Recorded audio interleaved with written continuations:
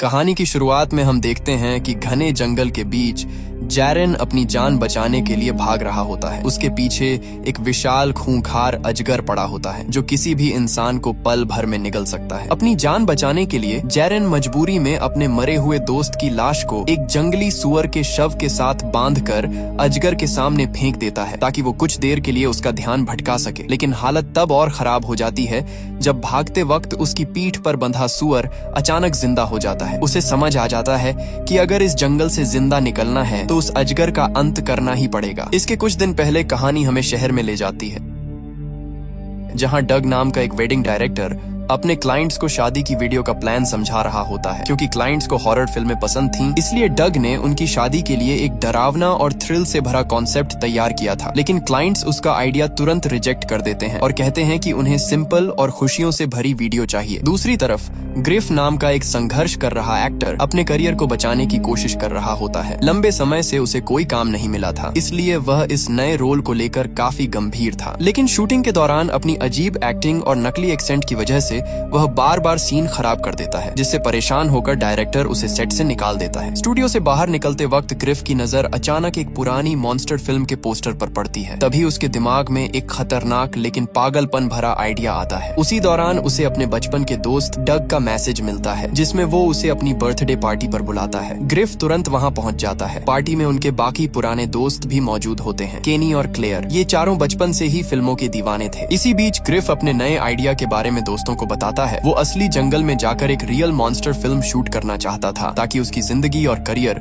दोनों बदल जाएं। पहले तो सबको उसका आइडिया मजाक लगता है, लेकिन धीरे धीरे सभी इस एडवेंचर के लिए तैयार हो जाते हैं। उस रात डग घर लौटता है तो देखता है कि उसका बेटा उन्हीं की पुरानी बनाई हुई फिल्में देख रहा है। ये देखकर उसके अंदर दबी हुई पुरानी भावनाएं फिर जाग उठती हैं। वह उसी रात गाड़ी उठाकर सीधे ग्रिफ के घर पहुंच जाता है और कहता है कि अब वो इंतजार नहीं करेगा, वो इस फिल्म को जरूर बनाएगा। इसके बाद चारों दोस्त पूरी मेहनत के साथ फिल्म की तैयारी में जुट जाते हैं। उनका प्लान था कि वे 3 हफ्तों के लिए अमेजन के खतरनाक जंगलों में जाकर शूटिंग करेंगे। इसके लिए उन्हें एक नाव चाहिए थी, कैमरे चाहिए थे और सबसे मुश्किल काम था एक असली अजगर ढूंढना जो ज्यादा खतरनाक न हो। लेकिन जब उन्होंने खर्चा जोड़ा तो बजट लगभग $25 लाख तक पहुंच गया, जबकि बैंक से उन्हें छोटा सा लोन मिला। पैसों की समस्या के बावजूद डग लगातार 1 हफ्ते तक जाग जाग कर स्क्रिप्ट लिखता रहता है। जब बाकी दोस्त उसकी स्क्रिप्ट पढ़ते हैं तो वे हैरान रह जाते हैं। सभी डग की तारीफ करते नहीं थकते और कहते हैं कि ये उनकी जिंदगी की सबसे बेहतरीन कहानी हो सकती है। अमेजन की खतरनाक यात्रा पर निकलने से पहले डग का बेटा उसे एक खास तोहफा देता है। इसके बाद लगभग 6 घंटे की लंबी यात्रा तय करके चारों दोस्त आखिरकार ब्राजील पहुंच जाते हैं, जहां उनका असली एडवेंचर शुरू होने वाला था। ब्राजील पहुंचते ही केनी उन्हें एक स्थानीय सांप पकड़ने वाले आदमी कार्लोस से मिलवाता है। कार्लोस वही शख्स था जिसके पास वो विशाल अजगर मौजूद था जिसकी उन्हें फिल्म के लिए जरूरत थी। कार्लोस उन्हें अपनी पुरानी जीप तक ले जाता है और रास्ते भर उस अजगर की कहानी सुनाता रहता है। वह बताता है कि कई साल पहले इलाके में गोल्ड माइनिंग का काम चल रहा था और खदानों से निकलने वाला जहरीला पानी नदी में छोड़ा जा रहा था। उसी जहरीले पानी की वजह से ये अजगर मरने की हालत में पहुंच गया था। कार्लोस ने बड़ी मुश्किल से उसकी जान बचाई और धीरे धीरे उसे ठीक किया। लेकिन समय के साथ यही अजगर कार्लोस के लिए पैसे कमाने का जरिया भी बन गया। कुछ देर बाद कार्लोस सबको उस अजगर से मिलवाता है। जैसे ही वह लकड़ी का बड़ा बॉक्स खोलता है, अंदर मौजूद विशाल सांप को देखकर सभी की हालत खराब हो जाती है। ग्रिफ तो डर के मारे पीछे हट जाता है। तभी कार्लोस एक और डरावनी बात बताता है। वह कहता है कि जंगल में इस सांप से भी 5 गुना बड़े अजगर मौजूद हैं। अगर कभी उनका सामना उन राक्षसी सांपों से हो जाए तो लड़ने की कोशिश मत करना, क्योंकि एक बार अजगर अपने शिकार को लपेट ले तो कुछ ही सेकंड में उसकी सांसें बंद हो जाती हैं। कार्लोस की बातें सुनकर सभी दोस्तों के चेहरे का रंग उड़ जाता है, लेकिन अब उनके पास पीछे हटने का मौका नहीं था। उसी समय शहर के एक छोटे से बार में एक रहस्यमयी महिला भागती हुई अंदर आती है। उसके पीछे 2 खतरनाक आदमी पड़े होते हैं। वह बड़ी चालाकी से लोगों की भीड़ का फायदा उठाकर उनसे छिप जाती है। तभी उसकी नजर काउंटर पर रखी एक नाव की चाबी पर पड़ती है। मौका देखकर वह चुपके से चाबी उठा लेती है और तुरंत वहां से निकल जाती है। दूसरी तरफ कार्लोस सबको लेकर एक टूरिस्ट बोट पर पहुंचता है। वह अजगर वाले बड़े बॉक्स को जहाज के नीचे बने कार्गो हिस्से में रख देता है, लेकिन किसी का ध्यान इस बात पर नहीं जाता कि बॉक्स नीचे रखते वक्त उसका ढक्कन थोड़ा सा खुल गया था, यानी वो खतरनाक अजगर अब पूरी तरह बंद नहीं था। तभी वहाँ एक रहस्यमयी लड़की आती है जो खुद को अन्ना बताती है। अन्ना कहती है कि वह जहाज के कप्तान की बेटी है और उसके पिता का एक्सीडेंट हो गया है, इसलिए अब वो यात्रा पर नहीं जा पाएंगे। वह उन्हें पैसे वापस करने की बात करती है और कहती है कि वे कोई दूसरी नाव ढूंढ लें। लेकिन समस्या ये थी कि उस इलाके की बाकी सभी नावें पहले से बुक थीं। ऐसे में उनके पास कोई दूसरा रास्ता नहीं बचता। डग और बाकी दोस्त अन्ना से कोई और उपाय पूछ ही रहे होते हैं कि तभी अन्ना की नजर दूर खड़े उन दो खतरनाक आदमियों पर पड़ती है जो लगातार उसे तलाश रहे थे। वह तुरंत समझ जाती है कि अगर ज्यादा देर रुकी तो पकड़ी जाएगी, इसलिए वह बिना समय गंवाए सबको जल्दी से जहाज पर चढ़ने के लिए कहती है। इसके बाद अन्ना खुद जहाज के कंट्रोल रूम में जाती है और बड़ी आसानी से नाव चालू करके बंदरगाह से बाहर निकाल देती है। लेकिन दूसरी तरफ वे दोनों गुंडे हार नहीं मानते। वे पोर्ट ऑफिस पहुंचते हैं और मारपीट करके जहाज की जानकारी हासिल कर लेते हैं। उस रात सभी दोस्त एक साथ बैठकर अपने सपनों की फिल्म के लिए जश्न मनाते हैं। वे मजाक मस्ती करते हुए फिल्म की बाकी शूटिंग और लोकेशंस की प्लानिंग करते हैं। अगले ही दिन सुबह सुबह फिल्म की शूटिंग शुरू हो जाती है। दिन में सभी लोग फिल्म की शूटिंग करते और रात को कार्लोस केनी को सिखाता कि कैमरे में अजगर को और ज्यादा डरावना और असली कैसे दिखाया जाए। धीरे धीरे केनी की फिल्म मेकिंग स्किल्स काफी बेहतर हो जाती हैं और उनकी फिल्म भी उम्मीद से ज्यादा शानदार बनने लगती है। इसी दौरान ग्रिफ और क्लेयर, जो कभी एक दूसरे से प्यार करते थे, फिर से करीब आने लगते हैं। एक रात सभी लोग बैठकर फिल्म के अगले सीन पर चर्चा कर रहे होते हैं। तभी ग्रिफ अचानक कहानी में बदलाव का आइडिया देता है। वह कहता है कि अगर फिल्म में विलेन को साधारण तरीके से मारने की बजाय बायोलॉजिस्ट और स्नेक हंटर मिलकर उसे जोरदार तरीके से खत्म करें तो सीन ज्यादा रोमांचक लगेगा। केनी को यह आइडिया तुरंत पसंद आ जाता है, लेकिन क्लेयर को लगता है कि ऐसा करना बहुत रिस्की होगा। धीरे धीरे उनकी चर्चा मजाक और पुरानी यादों में बदल जाती है। लेकिन उसी समय अन्ना एक कोने में चुप बैठी रहती है। उसे लगातार डर था कि उसका पीछा करने वाले लोग कभी भी यहाँ पहुँच सकते हैं। उधर किसी को पता नहीं चलता कि उसी रात अजगर अपने बॉक्स से बाहर निकल चुका है। वह चुपके से जहाज के अंदर घूमते हुए क्लेयर के कमरे तक पहुंच जाता है। लेकिन अजीब बात ये थी कि वह उस पर हमला नहीं करता और धीरे धीरे ग्रिफ के कमरे की तरफ बढ़ जाता है। जैसे ही ग्रिफ को कुछ हलचल महसूस होती है, वह डर के मारे चीख पड़ता है। हंगामा सुनकर बाकी लोग भी वहां पहुंच जाते हैं। बड़ी मुश्किल से कार्लोस उस अजगर को दोबारा काबू में करके बॉक्स में बंद करता है और सबको भरोसा दिलाता है कि अब ऐसा दोबारा नहीं होगा। हालांकि इस घटना के बाद सभी के मन में डर बैठ चुका था। अगली सुबह शूटिंग फिर से शुरू होती है। आज ग्रिफ को पहली बार असली अजगर के साथ क्लोज सीन शूट करना था, लेकिन जैसे ही सांप उसके करीब आता है, ग्रिफ डर के मारे भागकर सीधे डग के पीछे छिप जाता है। वह बार बार कहता है कि सीन बदल देना चाहिए, लेकिन डग उसे समझाता है कि कार्लोस सब संभाल लेगा और कोई खतरा नहीं है। मजबूरी में ग्रिफ हिम्मत जुटाकर शूटिंग जारी रखता है। लेकिन उसी रात एक और अजीब घटना होती है। कार्लोस अपने पुराने मरे हुए अजगर की याद में एक अजीब सा शोक समारोह करता है, जहां बाकी लोग भी उसका साथ देते हैं। दूसरी तरफ दूर जंगल में छिपा एक गुंडा दूरबीन से इन सब पर नजर रख रहा होता है। लेकिन अचानक अंधेरे से कोई विशाल चीज निकलती है और उसे पानी के अंदर घसीट ले जाती है। कुछ ही सेकंड में पूरा इलाका फिर से शांत हो जाता है। इधर ग्रिफ शराब की 2 बोतलें लेकर कार्लोस के कमरे में पहुंचता है और दोनों धीरे धीरे खुलकर बातें करने लगते हैं। उनकी पुरानी गलतफहमियां खत्म हो जाती हैं और फिर दोनों अचानक रात में जंगल के अंदर असली विशाल अजगर ढूंढने निकल पड़ते हैं। शुरुआत में कार्लोस आगे आगे रास्ता दिखाता है, लेकिन डरपोक ग्रिफ हर छोटी आवाज से घबराने लगता है। तभी एक पल के लिए उसका ध्यान भटकता है और वह कार्लोस से अलग हो जाता है। घबराकर वह तुरंत जहाज पर वापस भाग जाता है ताकि बाकी लोगों को मदद के लिए बुला सके। लेकिन दूसरी तरफ कार्लोस अकेला जंगल के गहरे हिस्से में पहुंच चुका था। वह एक फ्लेयर जलाकर आसपास देखने की कोशिश करता है। तभी अचानक अंधेरे से कोई विशाल परछाई निकलती है और उसे पानी के अंदर खींच ले जाती है। जब काफी देर तक कार्लोस वापस नहीं लौटता तो डग और बाकी लोगों को चिंता होने लगती है। पहले वे तय करते हैं कि अगर 1 घंटे के अंदर कार्लोस नहीं आया तो सभी मिलकर उसे ढूंढने जंगल में जाएंगे। लेकिन धीरे धीरे बेचैनी इतनी बढ़ जाती है कि वे इंतजार ही नहीं कर पाते। सभी लोग जल्दी जल्दी हाथ में जो भी हथियार मिलते हैं, डंडे, चाकू और टॉर्च लेकर घने जंगल के अंदर उतर जाते हैं। ग्रिफ उन्हें उस जगह तक ले जाने की कोशिश करता है जहां वह कार्लोस से बिछड़ा था, लेकिन अंधेरा इतना ज्यादा था कि कुछ ही देर में वे रास्ता भटक जाते हैं। जंगल में भटकते हुए उन्हें अचानक एक पुरानी पीली रंग की मोटर होम दिखाई देती है। क्लेयर धीरे धीरे दरवाजा खोलकर अंदर जाती है, लेकिन वहां कोई नहीं होता। कार्लोस का कोई निशान नहीं मिलता। तभी अचानक बाहर जंगल से कोई डरावनी आवाज सुनाई देती है। आवाज इतनी खौफनाक थी कि ग्रिफ डर के मारे कांप उठता है और तुरंत सबको चुप रहने का इशारा करता है। तभी झाड़ियों के पीछे कुछ विशाल चीज हिलती हिलती हुई दिखाई देती है। सभी लोग समझ जाते हैं कि शायद वही खूंखार अजगर उनके बेहद करीब है। डर के मारे सबकी सांसें अटक जाती हैं। घबराकर ग्रिफ जल्दी से मोटरहोम स्टार्ट करने की कोशिश करता है ताकि वे वहां से निकल सकें, लेकिन जितनी बार वह चाबी घुमाता गाड़ी स्टार्ट ही नहीं होती। तभी केनी समझ जाता है कि शायद गाड़ी का रिले खराब हो गया है। उसे ठीक तो किया जा सकता था, लेकिन समस्या ये थी कि बाहर मौत जैसा खतरनाक अजगर घूम रहा था। ऊपर से केनी शराब के नशे में था और ठीक से देख भी नहीं पा रहा था। डग गुस्से में केनी पर चिल्लाने लगता है कि उसकी शराब पीने की आदत हमेशा मुसीबत खड़ी कर देती है। अब बाकी लोगों में से किसी को गाड़ी ठीक करना नहीं आता था और किसी में बाहर जाने की हिम्मत नहीं थी। आखिरकार डग खुद जान जोखिम में डालकर नीचे उतरता है। डग धीरे धीरे गाड़ी के नीचे पहुंचता है और पूरी कोशिश करता है कि कोई आवाज न हो। बड़ी मुश्किल से वह गाड़ी ठीक कर देता है। जैसे ही इंजन चालू होता है,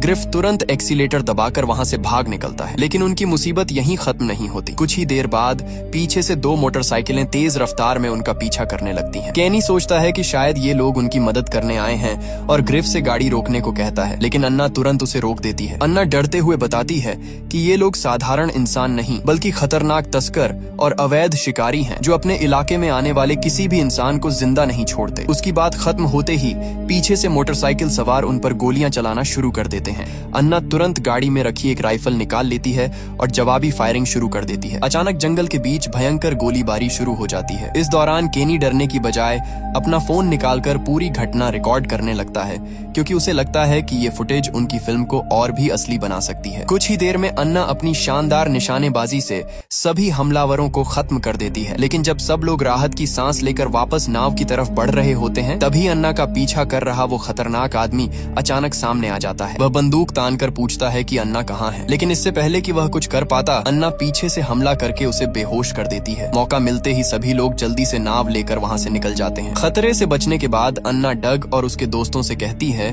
कि अब सबसे सही यही होगा कि वह उन्हें सीधे एयरपोर्ट पहुंचा दे ताकि वे सुरक्षित घर लौट सकें। डग तुरंत उसकी बात मान जाता है, क्योंकि अब तक हालात पूरी तरह नियंत्रण से बाहर जा चुके थे। लेकिन दूसरी तरफ ग्रिफ के चेहरे पर साफ दिखाई दे रहा था कि वह हार मानने को तैयार नहीं है। उसके लिए ये फिल्म सिर्फ एक प्रोजेक्ट नहीं बल्कि जिंदगी का सपना थी। हालांकि डग अपने दोस्तों की जान खतरे में नहीं डालना चाहता था। जंगल में विशाल अजगर भी था और खतरनाक अवैध खनिक भी। आखिरकार ग्रिफ मजबूरी में चुप हो जाता है, लेकिन अंदर ही अंदर वह टूट चुका था। उस रात जब बाकी लोग सो जाते हैं, डग अकेले बैठकर अपने बेटे द्वारा दिया गया छोटा सा गोल्डन अवार्ड देखता है। उसे एहसास होता है कि अगर वह अब भी हार मान गया तो शायद जिंदगी भर खुद को माफ नहीं कर पाएगा। वह पूरी रात जागकर फिल्म की स्क्रिप्ट दोबारा लिखता रहता है। अगली सुबह वह सभी दोस्तों को इकट्ठा करके अपनी नई कहानी सुनाता है। डग की नई कहानी सुनते ही सभी दोस्त उत्साहित हो जाते हैं। उन्हें लगता है कि अब उनकी फिल्म सिर्फ एक मॉन्स्टर मूवी नहीं बल्कि एक बड़ी और दमदार कहानी बन चुकी है। वे फैसला करते हैं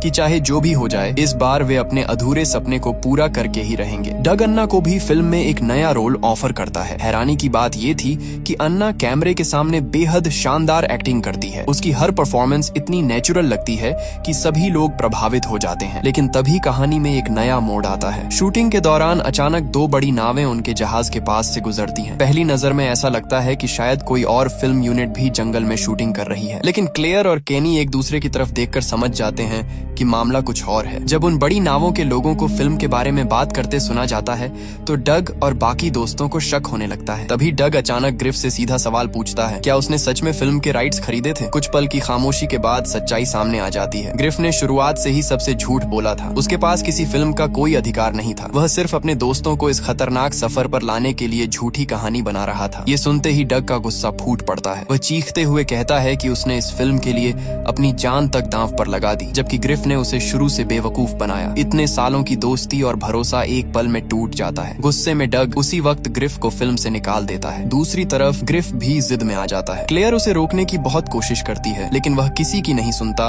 और छोटी नाव लेकर अकेले वहां से निकल जाता है। अब दोस्ती पूरी तरह बिखर चुकी थी, लेकिन जैसे ही ग्रिफ कुछ दूर पहुंचता है, उसकी नजर उन 2 बड़ी नावों के टूटे हुए मलबे पर पड़ती है जिन्हें उन्होंने पहले देखा था। दोनों जहाज पूरी तरह तबाह हो चुके थे, जैसे किसी विशाल ताकत ने उन्हें चीर कर रख दिया हो। ग्रिफ अभी ये समझने की कोशिश ही कर रहा था कि अचानक किनारे से एक घायल और डरी हुई महिला उसकी तरफ भागती हुई आती है और मदद मांगने लगती है। उसकी हालत देखकर ग्रिफ के होश उड़ जाते हैं। वह तुरंत नाव मोड़ता है और पूरी रफ्तार से वापस लौटने लगता है ताकि डग और बाकी लोगों को आने वाले खतरे के बारे में बता सके।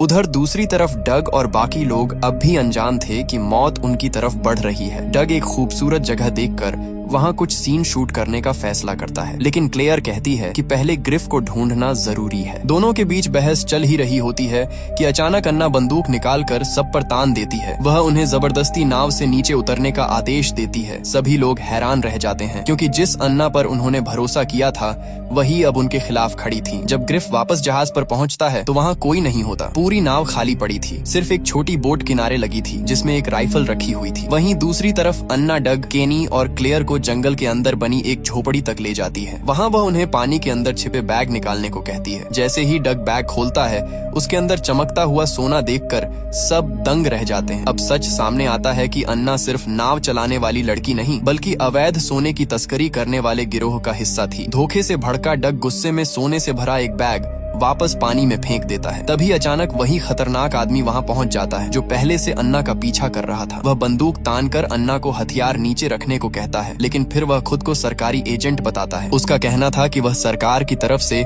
इन अवैध गोल्ड माइनर्स पर नजर रख रहा है और अन्ना ब्राजील के सबसे खतरनाक अपराधी गिरोहों में से एक की सदस्य है।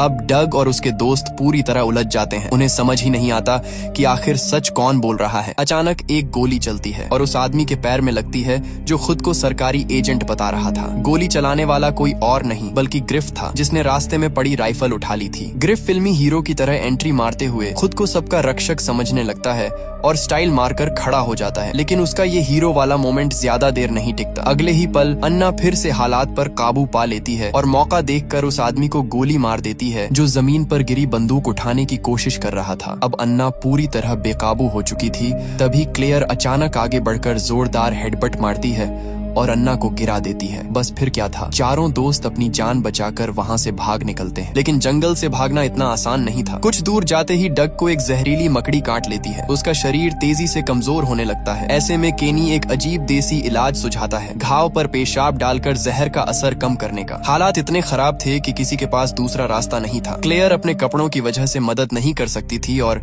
ग्रिफ कई दिनों से पानी की कमी की वजह से खुद बुरी हालत में था। आखिरकार ये शर्मनाक जिम्मेदारी केनी को निभानी पड़ती है। बड़ी मुश्किल से वे डग की हालत थोड़ी संभाल पाते हैं, लेकिन सभी समझ चुके थे कि उसकी जान अभी भी खतरे में है। इसी दौरान डग टूटे हुए दिल से ग्रिफ से माफी मांगता है। वह स्वीकार करता है कि सालों पहले उसे ग्रिफ को अपने साथ लॉस एंजलिस ले जाना चाहिए था। दूसरी तरफ ग्रिफ भी रोते हुए मानता है कि फिल्म के राइट्स को लेकर उसने सबसे झूठ बोला और अपने दोस्तों का भरोसा तोड़ा। इतने सालों की नाराजगी और दर्द आखिरकार बाहर आने लगता है, लेकिन क्लेयर समझ जाती है कि अगर वे वहीं रुके रहे तो कोई भी जिंदा नहीं बचेगा। इसलिए वह जबरदस्ती सबको आगे बढ़ने पर मजबूर करती है। काफी देर तक भटकने के बाद वे लोग एक ऊंची जगह पर पहुंचते हैं जहां से जंगल का थोड़ा साफ नजारा दिखाई देता है। केनी दूरबीन निकालकर सुरक्षित रास्ता ढूंढने की कोशिश करता है। तभी आसपास झाड़ियों में कुछ अजीब आवाजें सुनाई देने लगती हैं। डरते हुए ग्रिफ आगे बढ़कर देखता है और जो नजारा उसके सामने आता है उसे देखकर उसके होश उड़ जाते हैं। वहाँ कई जानवरों की सड़ी हुई लाशें पड़ी थीं, जिनमें एक मरा हुआ जंगली सुअर भी था। सभी समझ जाते हैं कि ये विशाल अजगर का खाना जमा करने का ठिकाना है। अब उनके पास बचने का सिर्फ एक ही रास्ता था, किसी तरह अजगर का ध्यान भटकाना। मजबूरी में वे डग के बेहोश शरीर और मरे हुए सुअर को चारे की तरह इस्तेमाल करने का फैसला करते हैं। जैसे ही केनी सब सेट करता है,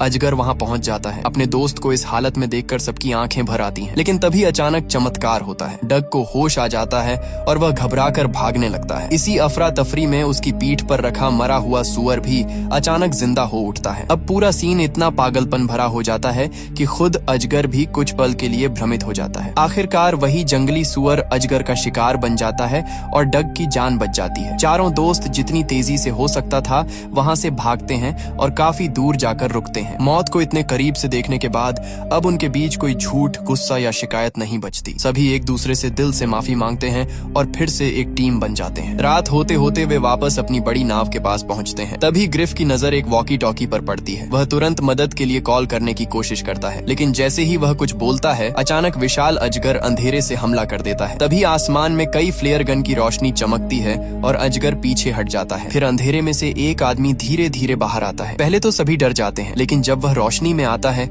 तो वे हैरान रह जाते हैं। वो कोई और नहीं बल्कि पुरानी एनाकोंडा फिल्मों का मशहूर अभिनेता आइस क्यूब होता है। आइस क्यूब उन्हें जंगल के अंदर एक सुरक्षित जगह पर ले जाता है। वहाँ पहुँचते ही डग तुरंत उससे पूछता है कि उनकी फिल्म के स्क्रिप्ट में विशाल अजगर को कैसे मारा जाना था, लेकिन जवाब सुनकर सभी हैरान रह जाते हैं। एस बताता है कि फिल्म का लेखक अभी तक उस हिस्से की स्क्रिप्ट पूरी ही नहीं कर पाया था, यानी जिस प्लान के भरोसे वे अपनी जान बचाने की उम्मीद लगाए बैठे थे वो कभी लिखा ही नहीं गया था। तभी एस को अचानक याद आता है कि डायरेक्टर ने जंगल में कई जगह बड़े बड़े विस्फोटक और आतिशबाजी वाले ट्रैप लगवाए थे ताकि इमरजेंसी में उनका इस्तेमाल किया जा सके। हालांकि किसी को नहीं पता था कि उन्हें चालू कैसे करना है। तभी केनी, जो अब तक नशे से पूरी तरह बाहर आ चुका था, कहता है कि उसे सिस्टम समझ आ गया है और वह इन्हें एक्टिव कर सकता है। इसके बाद एस अपने बाकी साथियों को बचाने के लिए अकेले जंगल में वापस जाने का फैसला करता है। जाने से पहले वह सबके साथ एक फोटो खिंचवाता है, जैसे उसे पहले से एहसास हो कि शायद वह वापस ना लौटे। उसके जाते ही डग और बाकी दोस्त तुरंत एक आखिरी प्लान बनाते हैं। केनी को लाइट और धमाकों का कंट्रोल संभालना था, क्लेयर को जनरेटर चालू करना था और ग्रिफ को विस्फोट का रिमोट दिया गया। वहीं डग खुद गाड़ी चलाकर उस विशाल अजगर को तय किए गए जाल की तरफ खींचने वाला था। प्लान बेहद खतरनाक था क्योंकि इसमें जरा सी गलती का मतलब सीधी मौत था। सारी तैयारियां पूरी होने के बाद ग्रिफ जंगल की तरफ मुंह करके जोर जोर से चिल्लाने लगता है ताकि अजगर बाहर आ जाए, लेकिन तभी अचानक वो दानव जैसी विशाल सांप साइड से हमला कर देता है। अगर डग एक सेकंड भी देर करता तो वहीं खत्म हो जाता। वह पूरी स्पीड से गाड़ी मोड़ता है और किसी तरह उस हमले से बच निकलता है। दूसरी तरफ क्लेयर और केनी जान जोखिम में डालकर बिजली का सिस्टम ठीक करने में जुटे रहते हैं। आखिरकार जनरेटर चालू हो जाता है और पूरा इलाका रोशनी से जगमगा उठता है। अब विशाल अजगर पूरी तरह गुस्से में डग की गाड़ी का पीछा करने लगता है और धीरे धीरे उसी जगह पहुंच जाता है जहां विस्फोटक लगाए गए थे। जैसे ही अजगर जाल के बीच पहुंचता है, केनी चिल्लाकर ग्रिफ को इशारा देता है। ग्रिफ बिना देर किए बटन दबा देता है। अगले ही पल पूरा जंगल एक जोरदार धमाके से कांप उठता है। आग की लपटें आसमान तक पहुंच जाती हैं और ऐसा लगता है कि उस विस्फोट ने विशाल अजगर को खत्म कर दिया है। चारों दोस्त राहत की सांस लेते हुए वहां से भागने लगते हैं, लेकिन तभी जलती हुई आग के बीच से वो विशाल अजगर फिर से बाहर निकल आता है। उसका शरीर बुरी तरह झुलस चुका था, लेकिन वह अब भी जिंदा था। ये देखकर सभी के चेहरे पर मौत का डर साफ दिखाई देने लगता है। उन्हें समझ आ जाता है कि अब बचना लगभग नामुमकिन है। तभी ग्रिफ की नजर पास पड़े एक तेल के ड्रम पर जाती है। अचानक उसे अपने बचपन के दिन याद आते हैं जब वह फिल्मों के हीरो बनने के सपने देखा करता था। वह धीरे धीरे अपनी बंदूक निकालता है, निशाना साधता है और पूरी हिम्मत के साथ गोली चला देता है। गोली सीधे तेल के ड्रम में लगती है और अगले ही पल एक और भयानक धमाका होता है। इस बार आग की लपटें उस विशाल अजगर को पूरी तरह निगल जाती हैं। आखिरकार वो मौत का दानव खत्म हो जाता है। चारों दोस्त मौत के मुंह से जिंदा बाहर निकल आते हैं। कहानी के आखिर में डग और उसके दोस्तों की फिल्म रिलीज होती है और लोगों को बेहद पसंद आती है। उनकी फिल्म हिट हो जाती है और चारों दोस्तों का बचपन का सपना आखिरकार पूरा हो जाता है। कुछ दिनों बाद पुरानी एनाकोंडा फिल्म की स्टार जेनिफर लोपेज डग से मिलने आती हैं। वह बताती हैं कि उन्हें डग की डायरेक्शन बहुत पसंद आई और वो चाहती हैं कि डग अगली एनाकोंडा फिल्म डायरेक्ट करे। ये सुनते ही डग खुशी के मारे बेहोश हो जाता है। इसी के साथ कहानी का सुखद अंत हो जाता है। वीडियो पसंद आई हो तो इसे लाइक करें और चैनल को सब्सक्राइब करना बिल्कुल मत भूलिए। हम फिर मिलेंगे एक और नई और दिलचस्प कहानी के साथ। तब तक अपना ख्याल रखिए। बाय।